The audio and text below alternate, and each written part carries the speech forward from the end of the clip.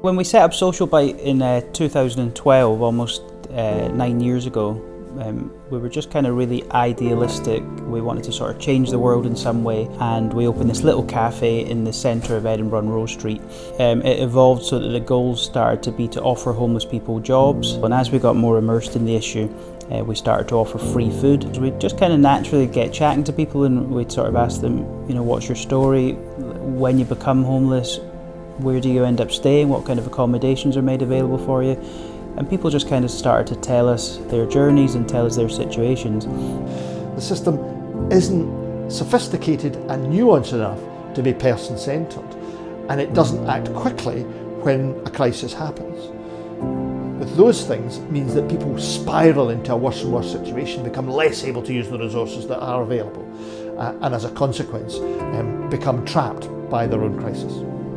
People kind of were comparing these places to open prisons, you know, where they felt extremely restricted. They felt there was curfews where they had to be in at a certain time, they had to be out at a certain time.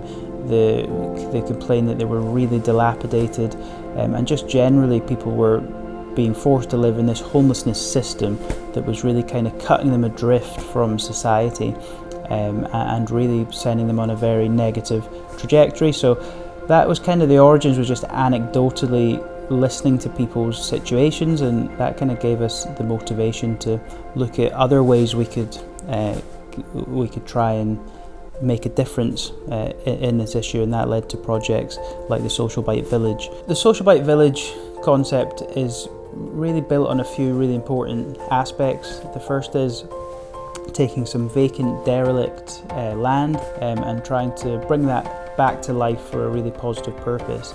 Really looking at innovative prefabricated architecture to try and build some beautiful homes for people to live in.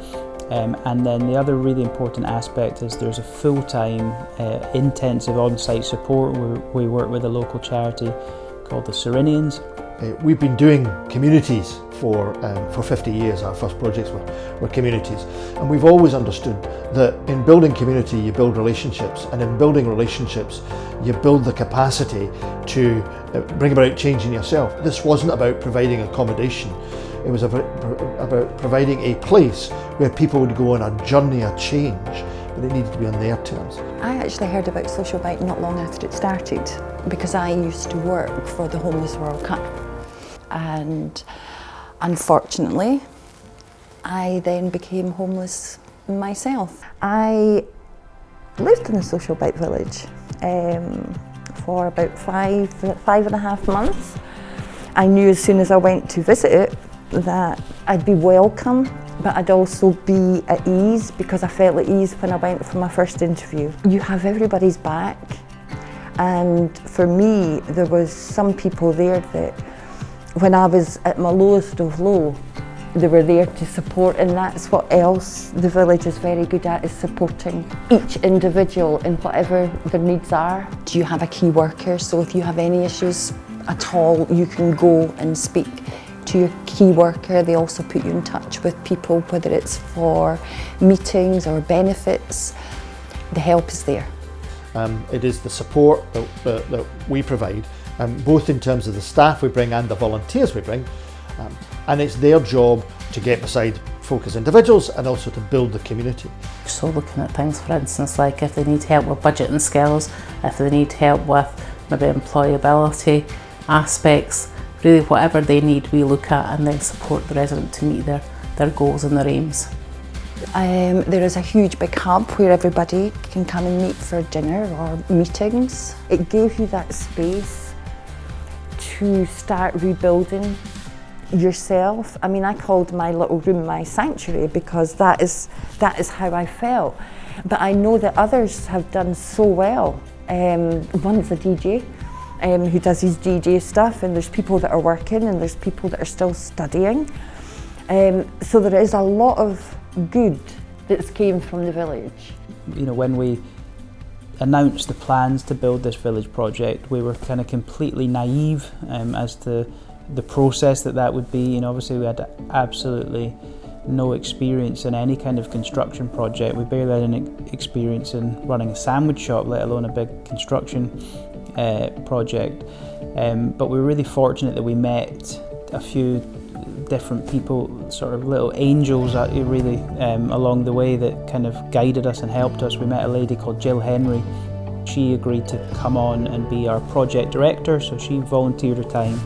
And then she said, look, you really need an architect, so we managed to get an architect to volunteer his time, and then they said, look, you're going to need an engineer, so then they reached out to an engineer and they came and volunteered their time. And by the time the village was built, there must have been at least 40 or 50 companies from the construction industry who all donated some element of service or product or materials to help this project come to life.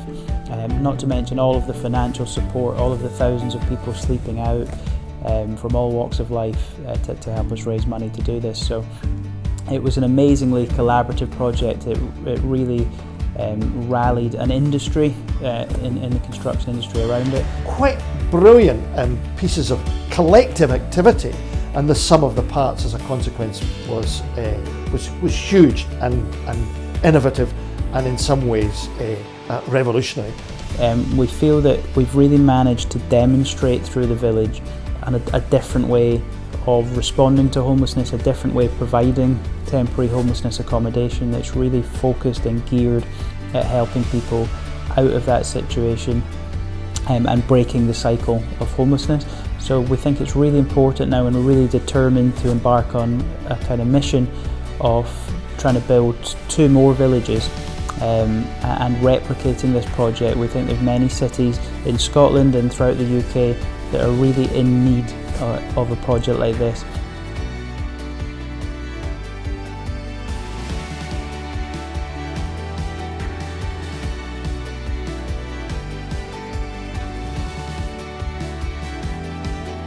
So Break the Cycle is our new fundraising campaign to raise the funds that we need to build 2 new villages in 2 new cities. We've got a live event taking place on September the 5th with Sir Chris Hoy, which is going to be starting in Glasgow at the Chris Hoy Velodrome and going all the way a 60-mile cycle, finishing just close to the Social Bite village in Edinburgh. And we're also putting on a big virtual challenge, and that's basically encouraging you to do a physical challenge of your choice. So that could be a 60-mile cycle in your area, it could be a 60-minute run, or it could be 60 push-ups every day for a week, or whatever is a challenge to you. You can sign up on breakthecycle.co.uk, register your challenge, raise some money, and it's all going to help us with this ambition of trying to build 2 new villages. You know, and anything that Social Bite have done, whether it's been the sleep out events with thousands of people from all walks of life sleeping out, or whether it's been the village project in Edinburgh with all these companies from the construction industry rallying behind it, that we have the power as a society and as a people and as communities to kind of come together and create change in our communities.